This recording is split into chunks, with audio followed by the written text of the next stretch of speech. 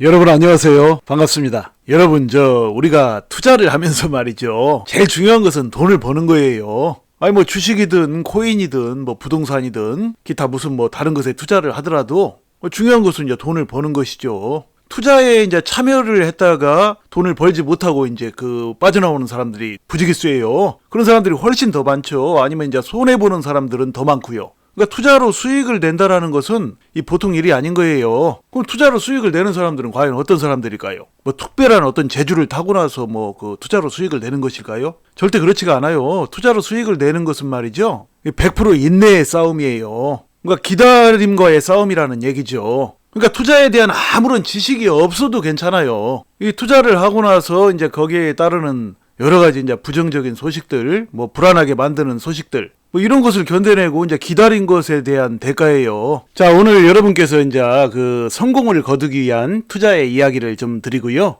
또 몇 가지 이슈를 말씀드릴게요. 보시죠.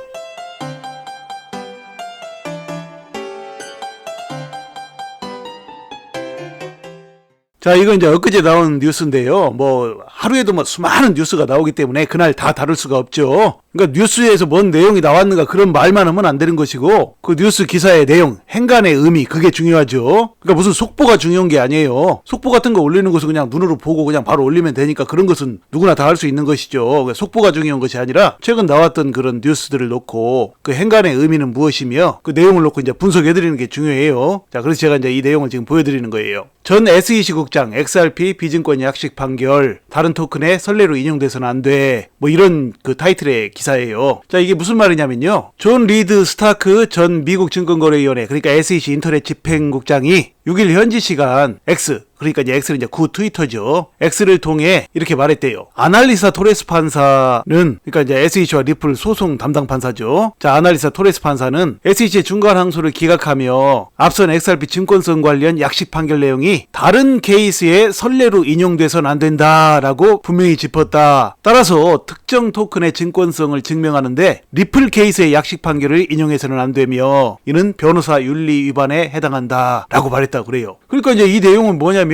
그러니까 그 아날리스타 토레스 판사가 이제 지난 7월 13일 날 리플 XRP가 이제 그 기관한테 판매된 것은 이제 증권이지만 거래소에서 이제 개인에게 프로그래밍 판매 방식으로 이제 거래소에서 판매된 거 이제 이것은 증권이 아니라고 그랬죠. 그러니까 이걸 놓고 이제 다른 증권성 있는 그 토큰들 있죠. 코인들. 그걸 놓고 지금 이 리플의 이 리플의 선례를 적용해서는 안 된다라는 거예요. 그렇게 토레스 판사가 약식 판결을 인용을 한다면 그것이 이제 변호사 윤리법 위반에 해당한다라는 얘기예요. 그러니까 지금 리플의 판결 내용과 다른 코인들의 이제 판결 내용은 사안이 다르다라고 지금 못 박는 것이죠. 자, 그런데 여기에 지금 아주 중요한 의미가 있어요. 이런 행간의 의미를 봐야 돼요. 이게 뭐냐면 말이죠. 지금 이 토레스 판사도 사실 정부의 녹을 먹는 사람이죠. 미국이 이제 입법, 사법, 행정이 이제 다 분리되어 있다고는 하지만 그래도 이제 정부 기관이에요. 바이든 정부의 정부 기관이라고요. 그런데 토레스 판사가 이렇게 이제 이것을 인용하면 안 된다라고 한 그 의미를 보면 제가 보기에는 그래요. 지금 리플에게 굉장히 유리하게 그 상황이 앞으로 나아갈 것이라는 것을 짐작해야 하는 대목이에요. 그러니까 리플이 이제 거래소에서 판매된 것은 이제 증권이 아니다라는 게 계속해서 이제 그렇게 밀고 나갈 것이라는 얘기예요. 그것을 미국 사회는 물론이고 이제 정부에서도 그것을 인정하고 그렇게 이제 리플이 승기를 잡고 나갈 것이라는 것을 암시해주는 대목이에요. 그러니까 이제 그렇게 나갈 건데 그렇다고 해서 다른 토큰들, 다른 코인들이 리플과 똑같이 증권성이 없고 그렇게 안전한 것은 아니다. 그러니까 이제 리플 약식 판결의 선례를 앞으로 인용해서는 안 된다. 그렇게 하면 그것은 이제 변호사법 위반에 해당한다. 그런 내용이에요. 그러니까 이제 이것은 지금 누구냐면요. 전 SEC 국장이에요. 지금 SEC의 그 의장이 누굽니까? 게리 겐슬러죠. 근데 지금 전 SEC 국장이면 SEC를 물론 떠났다고는 해도 SEC와 친분이 있는 사람이죠. 그러니까 이제 SEC하고는 연관성이 있는 사람이에요. 그 사람이 지금 이렇게 얘기했다라는 거예요. 그 전 SEC 국장이 이렇게 얘기했다라는 것은 지금 미국 정부 및 지금 현 SEC가 토레스 판사의 약식 판결 내용을 이제 그대로 수긍하고 나갈 가능성이 상당히 높다라는 그런 암묵적인 의미예요, 여러분. 이런 거 눈여겨봐야 돼요, 여러분. 자, 그리고 이제 그 밑에 노란 줄 보시면 따라서 어떠한 토큰의 상황이 리플 케이스와 완전히 동일하지 않는 한, 그러니까 완전히 동일하지 않는 한이요. 완전히 동일하면은 그렇게 해도 되는데 완전히 동일하지 않는 한 증권성 판단에, 그러니까 다른 토큰들, 다른 코인들의 증권성 판단에 이 해당 약식 판결, 그러니까 이제 리플과 SEC 간의 약식 판결을 선례로 인용할 수 없다라고 덧붙여 붙였다고 그래요. 굉장히 중요한 내용이죠. 자, 우리는 말이죠. 이제 뉴스를 볼 때 뉴스를 그냥 읽고 넘어가면 안 돼요. 그냥 뉴스 보이 나온 거 읽고 넘어가는 걸 누가 못합니까? 그걸 놓고 이렇게 분석하고 행간의 의미를 파악해드리고 하는 것이 지금 제가 할 일이에요. 그 중요한 의미를 지금 여러분에게 지금 전달해주고 있는 거예요, 여러분. 자, 그러니까 여러분 잘 참고하시기 바랍니다.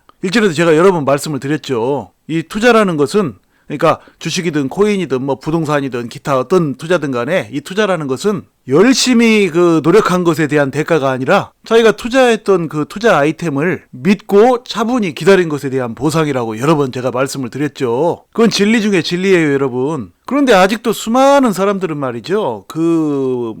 투자를 해놓고 조금만 거기에 대한 안 좋은 소식이 나오거나 가격이 떨어지거나 하면은 그냥 별 5만 가지 그냥 그 부정적인 얘기들을 해가면서 스스로를 괴롭히는 거야. 그리고 남도 괴롭히고 남들도 자꾸 그런 식으로 선동하고 그래가지고는 돈을 벌 수가 없어요. 아니 돈을 번다는 일이 말이죠. 자기가 그냥 어디 돈 갖다가 탁 집어넣어 놓으면 그냥 바로 돈이 샥 벌리고 이런 게 없다니까요. 그 인내의 세월들을 요구한다고. 농부가 농사를 지을 때 봄에 씨를 뿌리면 여름이라는 뜨거운 계절을 거치고 또 가을이 돼야 이제 풍성한 열매를 맺고 또 그 과실로 인해서 겨울에는 또 행복하고 그런 노래도 있잖아요. 봄이면 씨앗 뿌려 여름이면 꽃이 피고 이런 거요. 이제 그런 시간들을 여러분 보내야 돼요. 그러면 무슨 그냥 누가 사라고 했는데 안 올랐다 어쩌다 그런 얘기를 줄기차게 그런 얘기만 하려고 다니는 사람들이 있어. 그런 놈들은 돈을 벌지 말아야 돼요. 제가 여러 번 말씀드렸죠. 그런 것들이 돈을 벌으면은 이 세상이 올바로 돌아가겠느냐는 얘기죠. 투자를 하면 말이죠. 이제 수익을 내려면 항상 긍정적인 마음 자세가 돼야 돼요. 이 세상에 성공한 대부분의 사람들은요, 아니 모든 사람들은 하나같이 다 긍정적인 사람들이었어요. 왜 그러냐면 긍정적인 마음 자세와 또 긍정적인 말과 행동들은 자신의 투자 수익과 삶에 그대로 영향을 미친다니까요. 부정적인 말을 쏟아 부으면요 부정적인 행동을 하게 돼 있어요. 말이 씨가 된다라는 말이 그게 그냥 속담만이 아니에요. 투자를 하면서 이제 리플 투자를 하시는 분들이 투자를 하면서 항상 긍정적이고 감사하는 마음 자세를 가지고 있고 그렇게 되면 그 영향력이 그대로 자신한테 다가오게 됩니다. 자기가 그렇게 긍정적인 쪽으로만 행동을 하게 돼요. 돈을 버는 쪽으로만 행동을 하게 된다라는 얘기죠. 자기도 모르게 그렇게 돼요. 우리가 눈에 보이지 않는 우리 목소리 있죠. 그러니까 녹음기에다가 대고 얘기를 했을 때 그 목소리는 눈에 보이지 않잖아요. 눈에 보이지 않지만 어떻게 됩니까? 그 녹음한 것이 다시 재생을 하면은 눈에 보이지 않는 그 목소리가 그대로 바깥으로 나오죠. 똑같아요. 우리의 의식세계도. 자기가 부정적인 생각을 하고 부정적인 말을 하고 그러면은 그 녹음기에 녹음하듯이 자기의 의식세계는 물론이고 자기의 잠재의식과 무의식 그 속으로 그대로 들어가가지고 나중에 그대로 나오는 거예요. 행동으로 그게요. 그러니까 부정적인 소리들을 하고 부정적인 행동들을 하는 사람들이 돈을 못 버는 이유가 바로 그거예요. 이건 미신이 아니에요. 이건 정확한 과학이에요. 그러니까 지금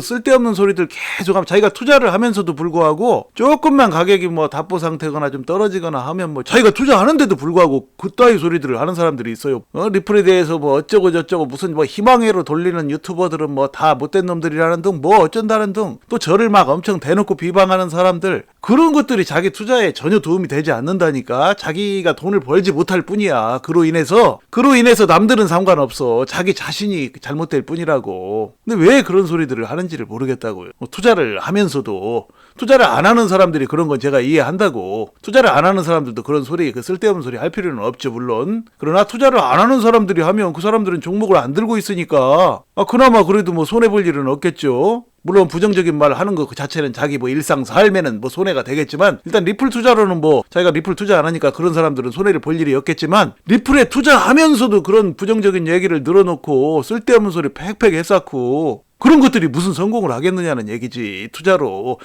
성공하려면 빨리 그런 마음 자세부터 뜯어 고쳐야 된다니까. 그런 쓰잘데기 없는 말을 짓거리는 그 마인드부터 뜯어 고쳐야 돼요. 자, 제가 지금 답답해가지고 그 사람들한테 그냥 상대 않고 아무 말도 않고 넘어갈 수도 있지만 또 그 사람들을 위해서 이 얘기를 하는 거예요. 원래가 말이죠. 만일 내가 그런 헛소리 하는 사람들이 진정으로 잘못되기를 바란다면요. 이런 말 안 해요. 왜냐면 그런 짓 하다가 그냥 죽으라고 놔둔다고. 원래가 그래요. 인간관계에서도 어떤 사람이 나쁜 짓을 하잖아요. 친구든 누구든 뭐 아는 사람이든 그런 사람이 나쁜 짓을 하면 그 사람이 잘못되기를 바라면 그 사람에 대해서 어떤 충고도 해주면 안 돼. 왜? 그런 잘못된 행동들을 하다가 누군가한테 죽게 돼 있거든. 근데 내가 충고하면 그 사람이 살아날 가능성이 생기잖아. 그러니까 그 사람이 죽기를 바란다면 아무런 충고도 해줘서는 안 돼요. 못된 짓 하는 사람한테. 그런데 그 사람이 이제 그 살아나기를 원하고 잘 되기를 바라니까 그나마 이렇게 얘기를 해주는 거예요. 이렇게 해주면 물론 이 말을 뭐 듣고 무시하는 사람도 있겠지만 또 그것을 마음 한구석에 또 좀 어느 정도는 받아들여가지고 자기의 그 잘못된 행동들을 이제 고치는 사람들도 있거든요. 그래서 이제 그런 사람들을 위해서 제가 지금 하는 얘기예요. 자, 그러므로 여러분께서는요, 이런 시장 분위기에 이제 흔들리지 마시고요. 항상 차분하고 지혜로운 투자로 앞으로 여러분의 인생을 바꿀 만한 멋진 수익들을 내시기를 간절히 소망합니다. 자, 이야기를 마칩니다. 여러분 시청해 주셔서 감사드리고요. 항상 건강하시고 행복하세요. 감사합니다.